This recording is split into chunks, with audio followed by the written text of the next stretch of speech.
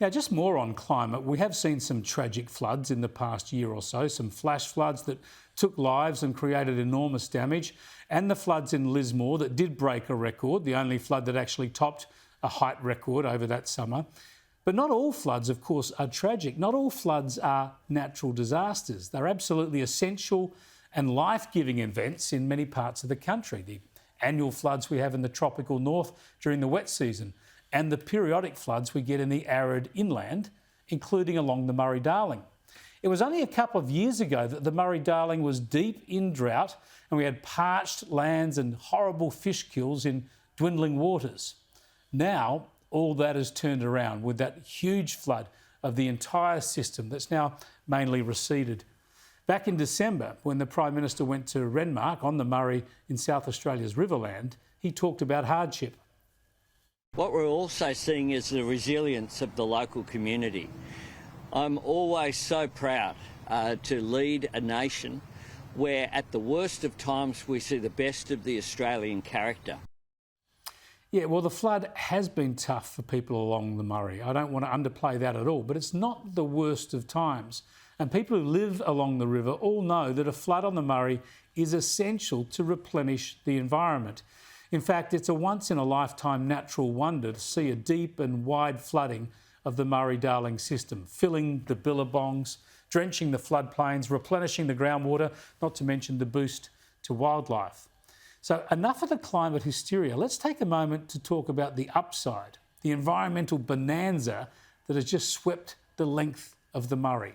I'm joined by environmentalist and Murray-Darling expert Tony Sharley, who now runs ecotourism ventures through Murray River Trails. Thanks for joining us, Tony. Good to talk to you. Yeah, nice to be here, Chris.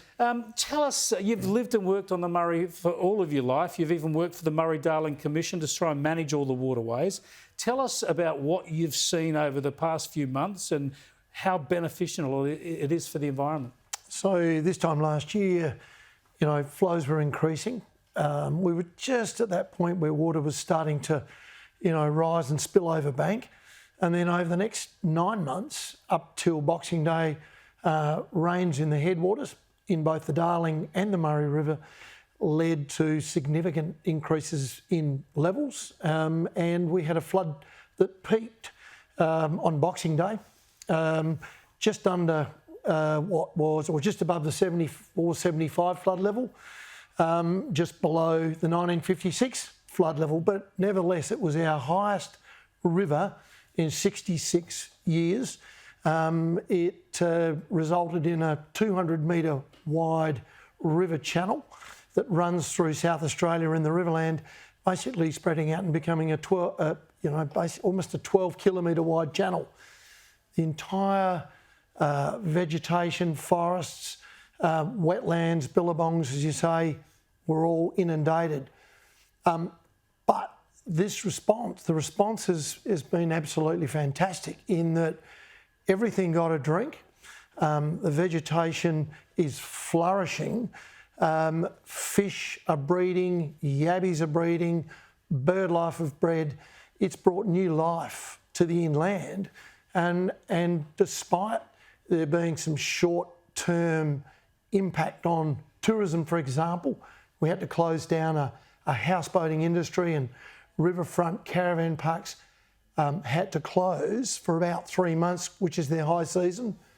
The benefits that we will see now over the next 12 months through to 5 years in the health in our river system, improved fishing, yabbying, wildlife, etc., is going to be a boom for tourism and our river towns. Yeah, it's just such an interesting environmental development, isn't it? Because they have all those backwaters and dried out billabongs, they're dry for so many years, yet the water gets in there and floods them, and that becomes breeding ground for fish, for yabbies, correct, for birds. So what an event like this, it sort of plays out over a year or so. What sort of, will there be benefit in the river ecosystem for how long to come? Well, for a start, there's been a major breeding event for fish.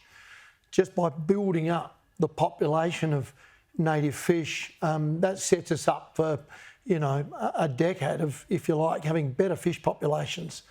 The bird life response is great, but it's the habitat that they need to nest in that has also, if you like, been renewed. You know, trees are flourishing, etc. There's been a big influx of, if you like, insects, and that is the food that fuels breeding and so on. Yeah.